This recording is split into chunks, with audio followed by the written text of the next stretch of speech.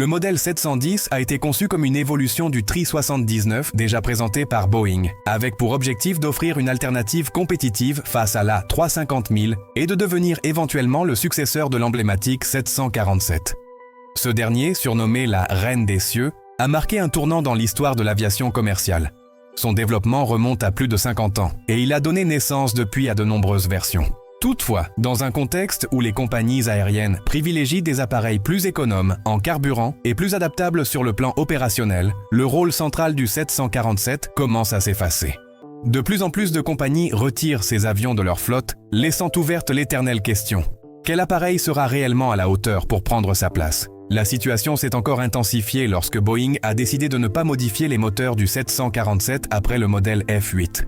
D'un point de vue commercial, cette décision a pris davantage d'importance avec la fin de la production du 747 et l'avancée vers un nouvel avion de transport, baptisé 7XL. Cela a relancé le débat sur le fait de savoir si le très attendu successeur de la Reine des cieux pourrait être le projet TRI-710, une proposition évaluée des années auparavant. Le concept du 710 a ressurgi comme une réponse directe au lancement du programme TRIP 7X et à l'intérêt croissant pour les avions de grande capacité. Cette variante potentielle a été conçue dans le but de concurrencer directement l'Airbus A350 reconnu comme l'un des principaux rivaux de Boeing dans le segment du long courrier à haute densité de passagers. Basé sur la conception du 777-9, le supposé 777-10 était envisagé comme une version allongée pouvant transporter environ 450 passagers, bien que cette capacité dépende de la configuration choisie par chaque compagnie aérienne. Grâce à cette augmentation de capacité, cette version étendue aurait été une alternative idéale pour combler le vide laissé par le retrait du 747, en particulier dans un contexte,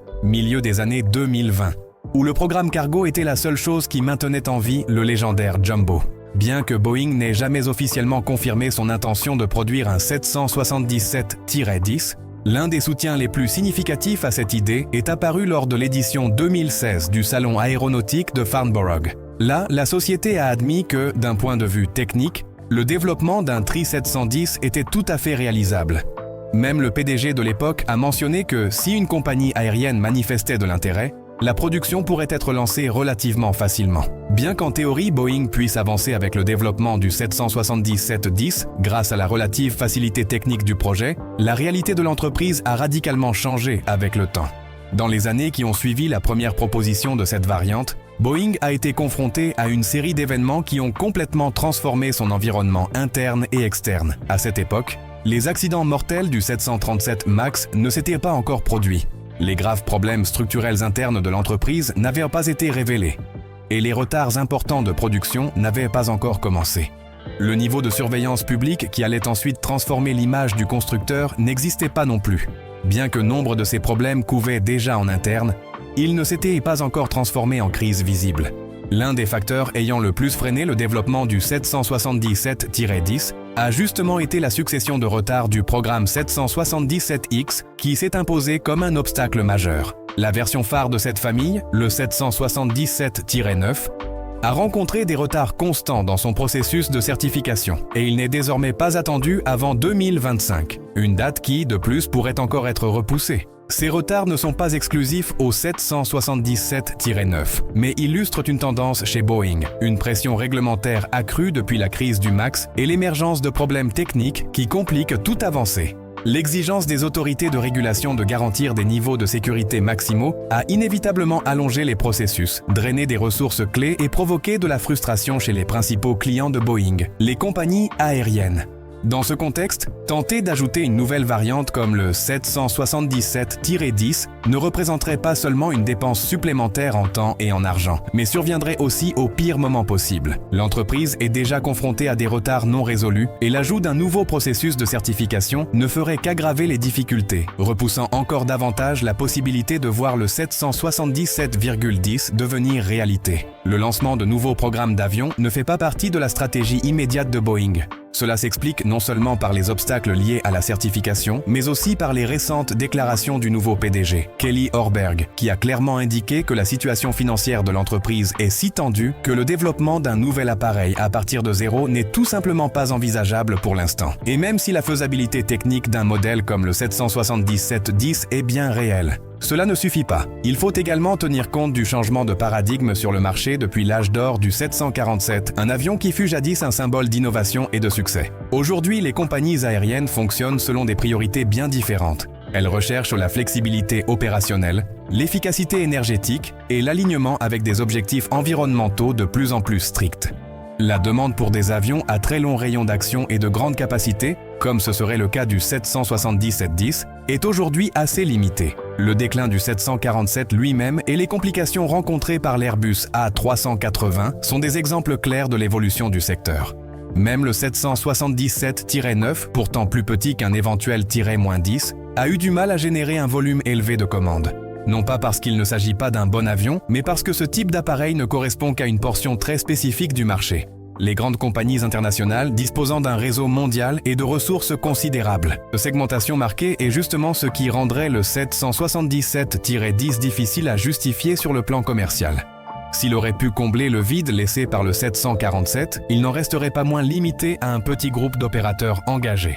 Et même si, en 2016, il pouvait être considéré comme une modification relativement simple, en justifier le développement aujourd'hui supposerait un risque financier important. Par ailleurs, l'industrie a déjà évolué. Les compagnies aériennes du monde entier ont restructuré leur flotte autour de modèles plus polyvalents comme le 787 et l'A350, qui offrent un long rayon d'action avec une consommation réduite et une efficacité globale accrue. Si Boeing décidait aujourd'hui de lancer le développement du 770-710, cela nécessiterait non seulement d'importantes ressources financières, mais impliquerait aussi de rivaliser avec ces nouvelles priorités du marché, axées sur la rentabilité et la flexibilité plutôt que sur la taille et la capacité. Si Boeing avait réellement voulu lancer un successeur direct au légendaire 747, l'engagement envers ce projet aurait dû être concrétisé bien plus tôt.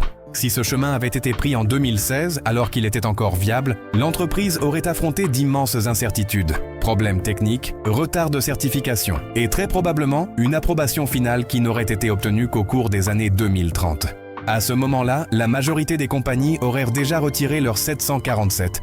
Et le marché aurait pu changer radicalement. Avec les multiples défis rencontrés par Boeing ces dernières années, crise financière, problèmes de production, perte de talents clés. Un projet comme le Triceps 110, aussi séduisant soit-il sur le papier, aurait été très difficile à mener à bien avec succès. Rétrospectivement, il est évident qu'au milieu des années 2010, Boeing n'était pas en position de développer une nouvelle version passager, surtout alors qu'elle n'a même pas encore réussi à certifier pleinement les modèles existants.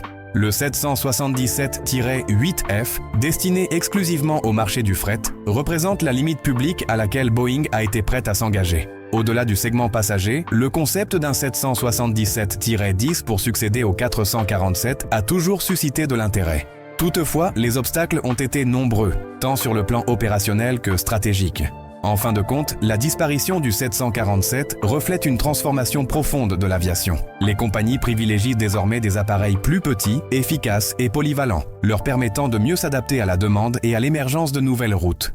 Le 777X, avec son accent mis sur la capacité et l'efficacité, est appelé à devenir la pierre angulaire des flottes à long terme. Mais même ce modèle marque déjà la limite en termes de taille et d'envergure que compagnies et constructeurs sont prêts à accepter aujourd'hui. Il ne s'agit plus de produire l'avion le plus grand, mais le plus rentable. Des compagnies comme British Airways et Lufthansa, toutes deux utilisatrices historiques du 747, ont opté pour le 777-9 comme remplaçant naturel. À son époque, le 777-10 semblait une évolution technique viable, avec des ajustements ne nécessitant pas une révolution d'ingénierie.